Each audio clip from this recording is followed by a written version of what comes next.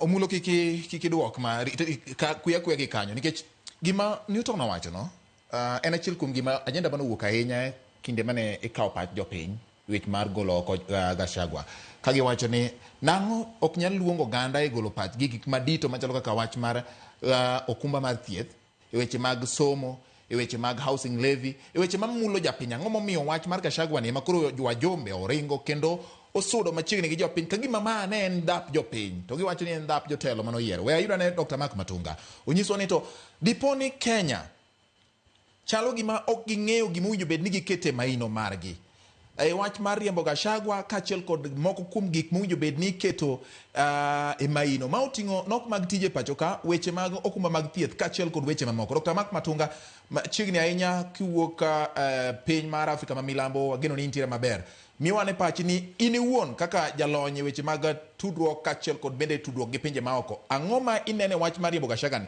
Kenya nitiere gi bagni e weche mag gik mowinjo bed ni gikete maino margi.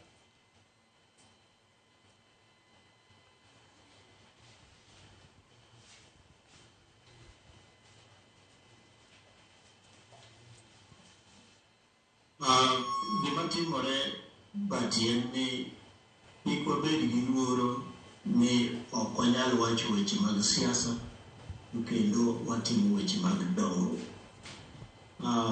Anyalo mi example ni an antiere wuodhega mag ohala gima timo bende gi mamoko. To bende ka dwaro mondo mi wago mbaka e ratili to pod anyalo biro e ratili mago mbaka. Manyiso ni bende wan jogo manyalo balance gik moko ma watim te. Koro kik ng'ato bed gi luoro ni nikech koro wawacho wach Gachagua koro miyo wach education ni chien kata wach machielo ni chien. Anyisi ni nyocha ni Amerika kuma igoyo siasa mar president, campaign mar president igoyo higni 2. Ka gitieko mano bang' yiero idonjo e campaign miyiero godo wabunge. Mano bende chak itimo higni 2 ka rumo ichak idonjo mar president. Koro nyiso ni en gima nyalo timore ni e thuolo ka thuolo ok dimonwa loso gik mowinjo walosi to giwacho weche mag siasa. Nikech weche duto matimore sana sana e piny moro amora chakore gi weche mag siasa. Weche mag siasa joma losogi bende makethogi. Wach mar Gachagua ma kapanyo wacho kawuono ni okwayo ng'uono omulo nosemule kanyo kanyinge. Omulo nowacho ni mamano bende telo ka gima omulo nosomo pacha nikech wach ng'uono ma Gachagua owacho an aja Kristo winjo bende anyalo chiwo ng'uono kumowinjore. To kikwayo ng'uono ichomo choma wach tir ni yawa an jamakosa manatimo akwayo ng'uono mondo mi ong'uona. To kiwach ni kopo ni atimo makosa manyiso ni in iwuon ok ine makosa mitimo. To bende king'iyo wach Gachagua adiera maduong' wacho wach mulema kata wach murema ok en gima duong' ahinya minyalo gol ng'ato tich.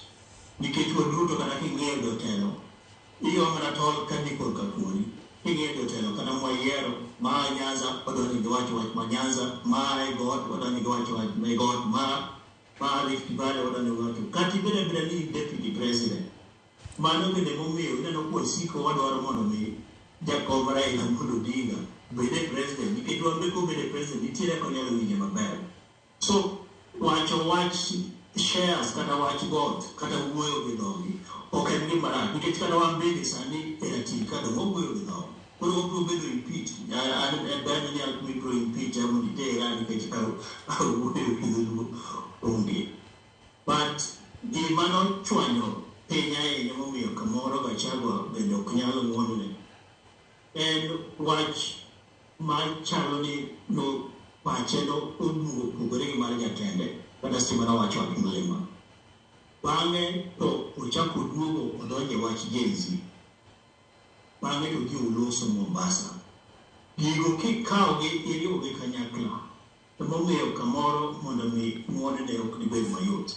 Kikawogi iriwogi kanyakla itero ne President Ruto to waobiro yudo thuolo mar mondo mi omwon ni Gachagua ok yot nikech gigo king'iyo gi malong'o to gichalo gik makuot machopo e level mar treason.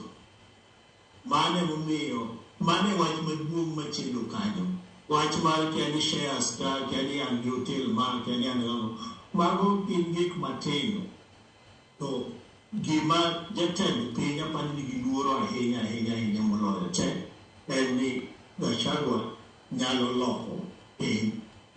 Mano e gima duong' ahinya machendo kanyo. All right. Ng'uono manokwayo kodwaro kwayo ng'uono to kada ng'uono mane e yo moriere ma ok kel tabu nikech pogruok mar ji awinjo kanyo ka Newton wacho ni en gik matimore e UDA ok ochune to gigi biro chuno wa duto nikech kata mana bende sani wadwaro kom mar AUC ne Raila Amolo Odinga kendo wadware kaka jo-Kenya te. Ni neno ka jalup Raila Amolo Odinga manyocha ne en godo Martha Karua opogore kod sani ok en Odinga to ginyonge nigo kanyakla kendo jogi nigo kanyakla kaka Azimio Kalonzo bende ok nyal nigi Odinga. Koro paro nyalo pogore seche ma paro osepogore no ineno kata ka Raila pod dok ni odhi manyo Martha Karua kata manyo Kalonzo ung'eyo kuma piny dhiye wan kanyo Kenya wasedecide kuma piny dhiye wanomanyo ne Raila kura. Kalonzo gi Martha Karua sani Ruto bende oseneno ni Gachagua ok nyal tero gache ni kumodwa ni mondo timano mondo dhi koro waluwo mana chik kaka owinjo bed ni timo godo. Gima adwa wacho achiel kapok atieko Bati wach Gachagua en ni kane anyalo advice bende asenyiso osiepega moko man machiegni kode en ni ok oweyo weche mag wuondruok gi kwayo ng'uono ochoma wach tir to resign nikech ka ok resign to biro bedo impeached mang'eni bende biro timore to ok ochako chung' e kom moro amora e Kenya ka ang'eni ogombo mar mondo mi ochung'.